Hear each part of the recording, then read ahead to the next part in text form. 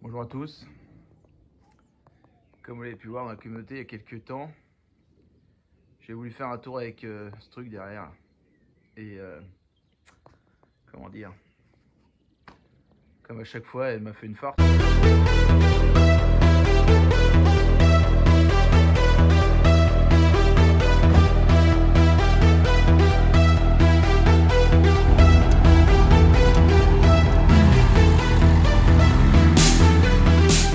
je me suis retrouvé avec une énorme fuite d'eau. Et après vérification, il s'avère que c'est le radiateur sur mesure que j'ai commandé quand j'ai restauré la voiture, qui m'a coûté un bras, qui fuit. Soudure de l'aluminium qui a cassé. Donc aujourd'hui, je vais m'attaquer à ma DeLorean. Et c'est pas l'envie qui m'en manque pas. Alors là voilà ma DeLorean. Ma voiture favorite quand j'étais gamin, celle qui m'a fait rêver quand j'ai regardé les premiers Retours vers le futur. J'étais pas grand à l'époque. Et puis quand j'ai eu 30 ans, enfin avant d'avoir 30 ans, en fait, pour mes 30 ans, j'ai voulu m'offrir ça. Quelle idée. Je pense que parfois les rêves d'enfant, c'est fait pour rester des rêves en fait. C'est pas comme dit Doc dans le film, hein, un rêve c'est fait pour être réalisé. Ça, j'aurais préféré peut-être pas le réaliser forcément. Cette voiture, je l'adore, mais je la déteste en fait.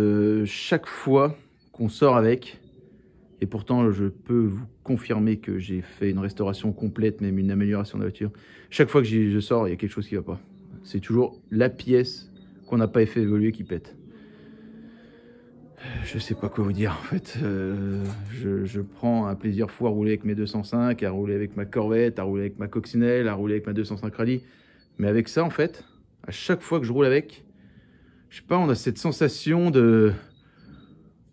On serre les fesses pour éviter qu'il y ait un truc qui pète. Et au début ça allait en fait. Et dernièrement, c'est panne sur panne. Et la dernière fois, c'est ce radiateur de misère là. Pourtant c'est une pièce évoluée, hein. C'est pas le radiateur d'origine. Donc là, aujourd'hui, je vais faire un truc. Je sais que ça va m'emmerder. Et je sais que je vais pas aimer le faire. Mais je vais être obligé de démonter pour voir ce qui se passe. Et je sais qu'après, je vais vouloir remonter et aller rerouler et croire qu'elle va remarcher. Et ça sera à nouveau la même misère. Je crois que de toutes mes voitures, c'est la voiture à laquelle j'ai apporté la plus grosse restauration. C'est-à-dire que tout a été refait de A à Z. Il n'y a pas une pièce dans cette voiture que j'ai pas démonté ou changé. Voilà. Mais c'est vrai que c'est elle qui me le rend le moins, parce que du coup, en fait, c'est celle en laquelle j'ai le moins confiance. Après, je sais pas si c'est exactement la même sensation que chaque possesseur de DeLorean a. Mais on est beaucoup à avoir ce genre de soucis, voilà. Bon, comme c'est comme ça, de toute façon, c'est chacun a son fardeau, hein. Et ben, un possesseur de DeLorean a son fardeau. Donc, comme j'ai dit, je la déteste autant que je l'aime, et cette voiture, je la vendrai jamais, même si elle me fait toutes les crasses du monde. Et je crois que depuis que je l'ai, ça va faire 10 ans maintenant. Après restauration, j'ai même pas fait 2000 miles avec. Donc ça fait même pas 3000 km. Enfin, si, un petit peu plus. Bon, bref, ça fait pas gravio, quoi. Donc le prorata prix du kilomètre sur cette voiture, c'est quand même quelque chose d'exceptionnel quand même. Hein, parce qu'à chaque fois qu'on sort, il y a une pièce 5 ou 600 balles, ou voire 1000 balles qui pète. Donc si on sort pour faire 3 km, ça fait un peu peur, quoi. Je rigole, mais c'est un peu ça, quoi. Je suis quand même remonté une fois à Besançon avec, hein, chez Vincent. Ça, c'était à l'époque où j'avais encore confiance, ou alors j'étais encore innocent, je sais pas. DMC Booze. On est d'accord qu'à chaque fois que je l'insulte, elle me prépare une nouvelle panne. Et je pense qu'elle en a pas mal en réserve. On dirait pas comme ça avec son petit regard innocent là. Ce serait pas un peu le regard de la défaite, ça? Sacré bagnole. Donc je vais pas vous faire une vidéo à chaque fois que je vais avoir une panne avec cette voiture, hein. Bon, après c'est vrai que je roule pas très souvent, donc j'ai à peu près une panne ou deux par an. Aujourd'hui, on va se concentrer sur le radiateur. Donc ça se situe ici. Le radiateur est positionné en... Je sais pas, il a bien au moins 30-40 degrés d'inclinaison, là. Et normalement, il se glisse comme une cassette par le bas, là. Voilà. On va aller voir après, là.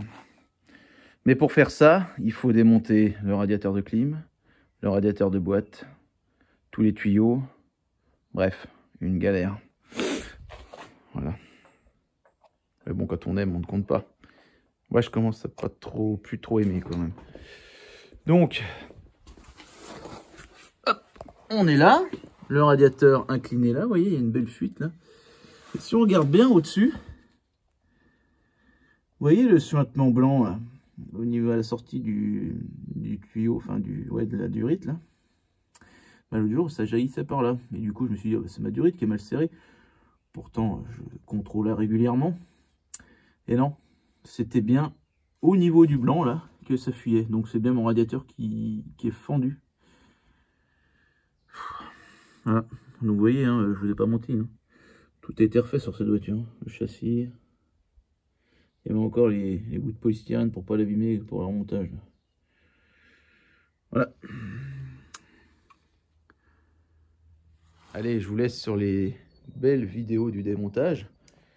Du coup, on va essayer de cadrer comme ça, hein, parce que on va avoir son meilleur profil aujourd'hui de cette façon-là. Et ben écoutez, ce que je vais faire, c'est que je vais aller en dessous. Et puis je vais commencer à tout démonter. Et je vais vous montrer le bazar que c'est pour sortir tout ça. Et je pense même qu'il va falloir que je la lève parce qu'elle est tellement basse que ça va me gêner si je la lève pas.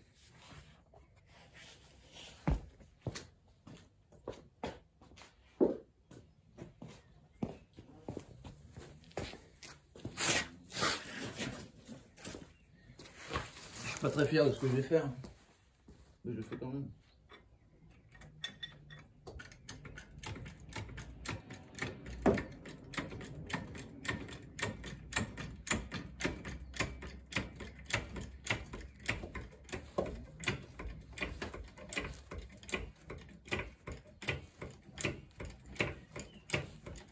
Pas comme si j'avais un garage avec un pont en même temps.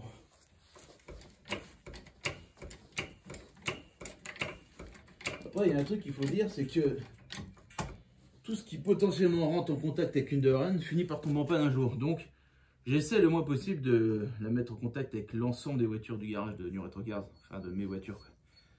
Ce serait dommage qu'elles tombent toutes en panne le même jour.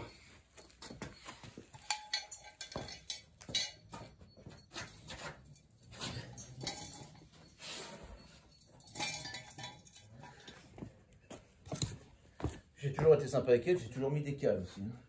Parce que vu que la coque est en fibre, j'ai pas envie de la casser.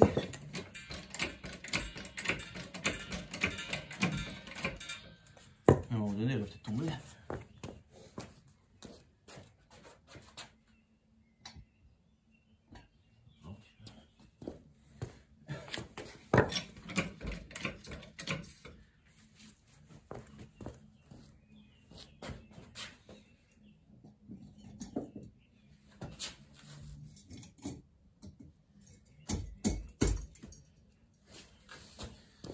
La DeLorean est faite d'un châssis en X qui ressemble étrangement à celui d'une Lotus Esprit.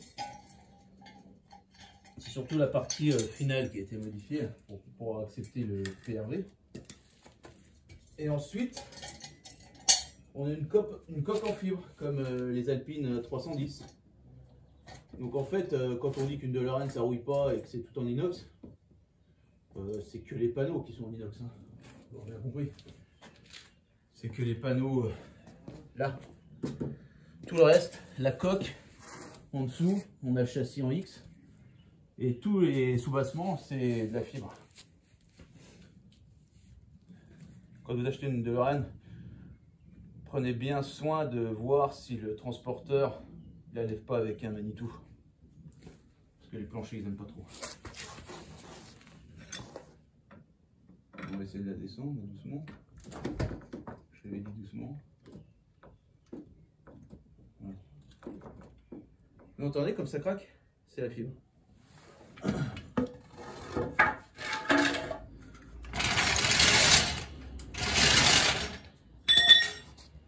J'espère qu'elle va pas rester comme ça sans s'étendre.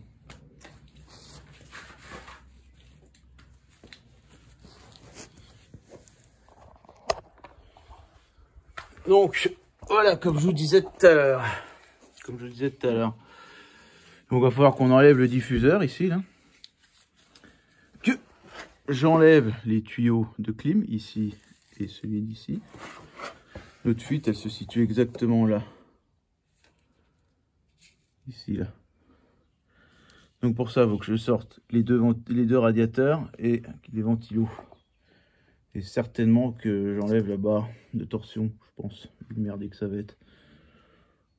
Je préfère me garder ça pour tout à l'heure. Allez, c'est parti. Première pièce, le diffuseur. Une fois le diffuseur sorti, donc j'ai débranché les deux radiateurs, les deux ventilateurs.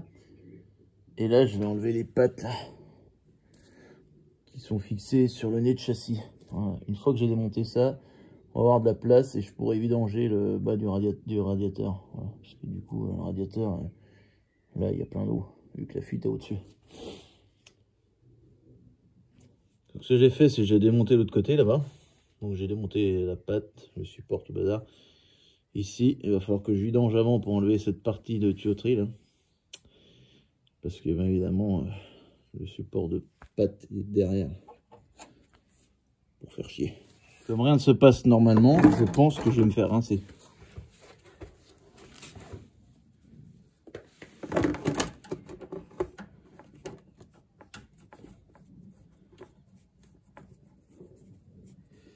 Alors, quand j'ai refait la voiture, sous le conseil de pas mal de possesseurs de Lorraine, j'ai monté un kit de durite silicone. C'est de la merde aussi ça. Enfin au moins les durites silicone sur de Lorraine, ça va pas. Le problème c'est qu'il faut des colliers spéciaux et il faut tout le temps y resserrer quoi. À l'origine quand j'ai eu la bagnole, elle avait des durites normales. Ça allait très bien. Et puis quand j'ai fait la modif, ça n'a pas arrêté de fuir. Voilà. Enfin pas fuir mais suinter quoi. Il y a tellement de débattements que je vais pas y arriver.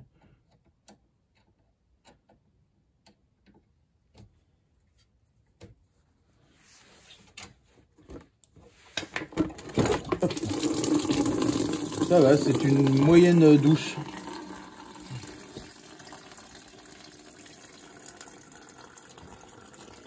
Oh, ça avait quand même bien fui la dernière fois.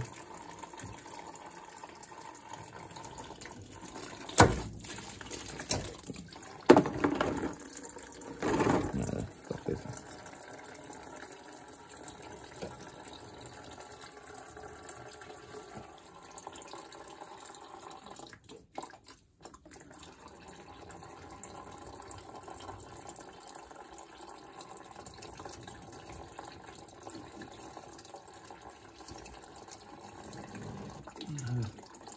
Que plus je vais toucher ces durites, plus dans l'avenir ça va m'embêter. Pas très constructif dans cette vidéo, hein. On pourrait le remarquer.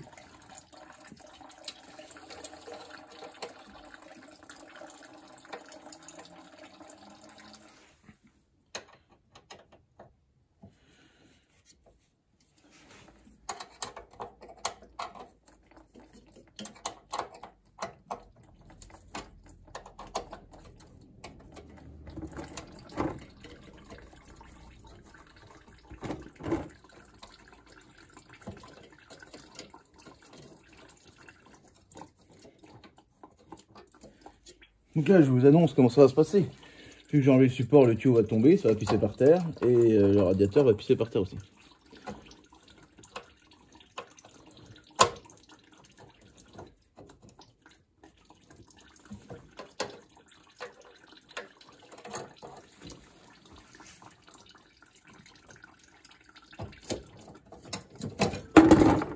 Voilà, tellement prévisible.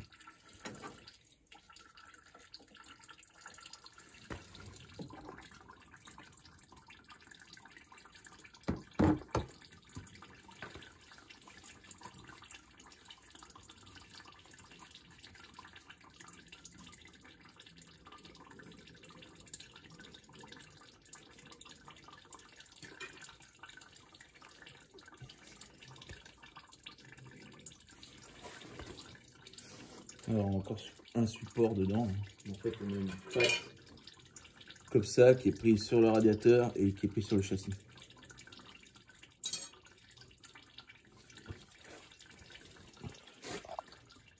Voilà, on touche au but.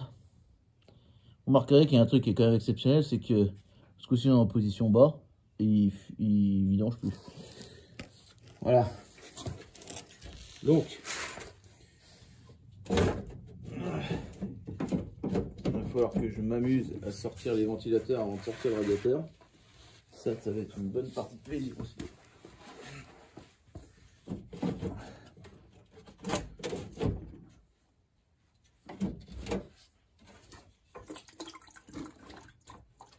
Ah, il me reste des croupes à défaire.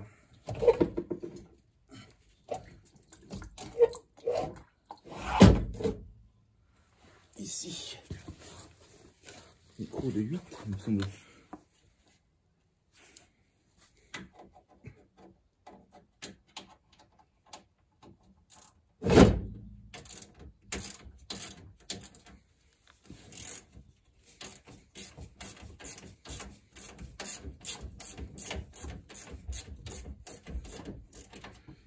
On se tape dans le vide comme d'hab.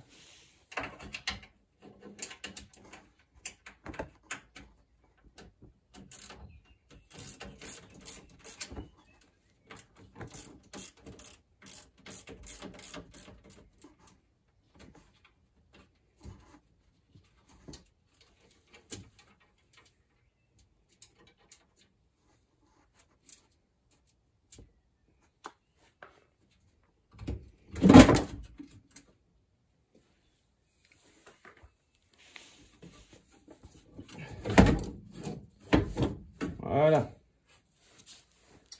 On est bien, papa. Donc, normalement, ça devrait venir avant le reste. Là. Voilà. Radiateur neuf.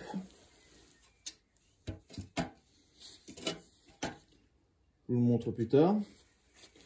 Et les ventilateurs, voilà, on va les mettre de côté. Et ben voilà, ça n'aura pas pris tant de temps que ça.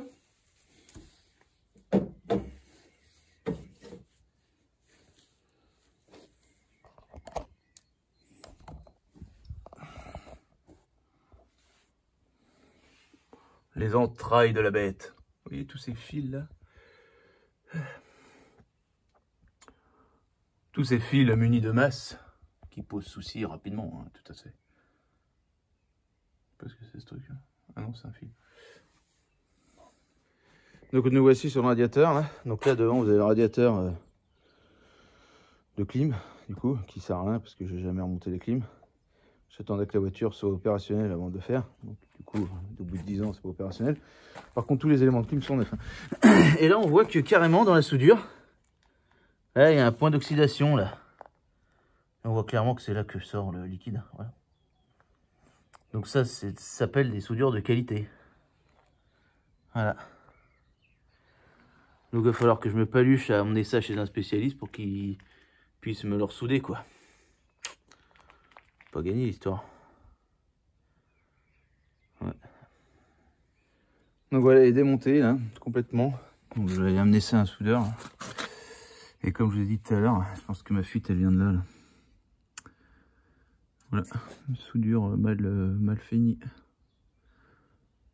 Ici. Je pense que ma fuite elle vient bien de là. Hein. Défaut dans une soudure. Ça faisait un petit jet sympathique. Du coup, voilà. Qu'est-ce que vous pensez? Est-ce qu'on peut être fier?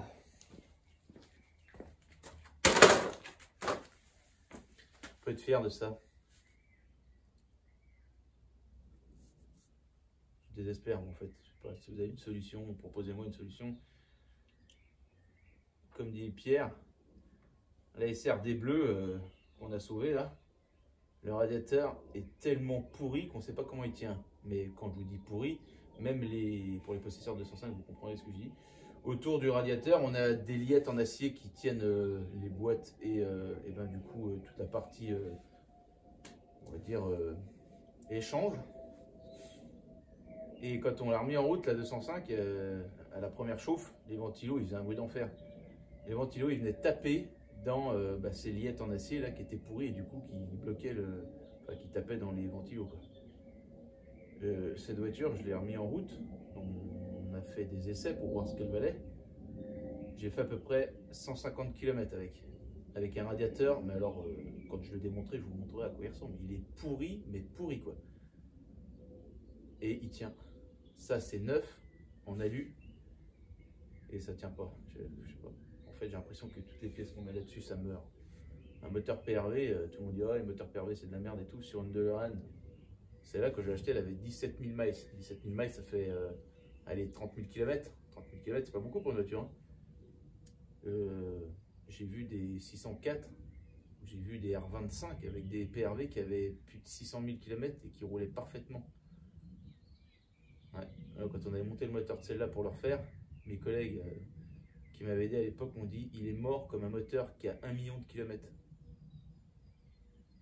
Pas compris. Alors est-ce que c'est les Américains qui choisissent pas les bonnes huiles, ou alors est-ce que c'est la position à l'arrière qui, je sais pas. Tout est tellement ric-rac dans cette voiture. En fait, DeLorean avait demandé à ce que derrière les sièges on puisse mettre un set de golf et du coup le moteur a été reculé exprès pour ça. Et du coup le moteur il se retrouve étranglé. L'eau passe à côté des échappements et de l'essence, hein, c'est tout un bordel.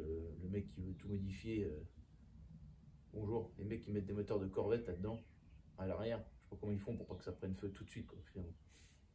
Donc voilà, je sais pas si vous pouvez être fier de ça. Je suis plutôt plus fier de celle-là, qui est à côté, hein, depuis que je l'ai, j'ai pas fait beaucoup d'entretien, j'ai fait un alternateur une fois, et remis de l'huile dans la boîte. Et cette voiture, elle va parfaitement bien, la Corvette. C'est un bonheur de rouler avec ça. Ça, comme je l'ai dit tout à l'heure, c'est un calvaire parce que on ne sait jamais quelle est la future panne en fait. Et quand on pense à comme c'est monté, et moi je l'ai démonté, je ne suis pas la première DeLorean que je refais, et bizarrement, toutes celles que j'ai refaites, pas pour moi, elles vont très bien. Alors je sais pas, c'est peut-être celle-là, hein, c'est peut-être celle-là, cet exemplaire-là qui est maudit. Mais quand on voit comme c'est monté, on se dit non, ça ne peut pas tenir. Voilà. Je préfère les 205 quand même. Allez, à la prochaine.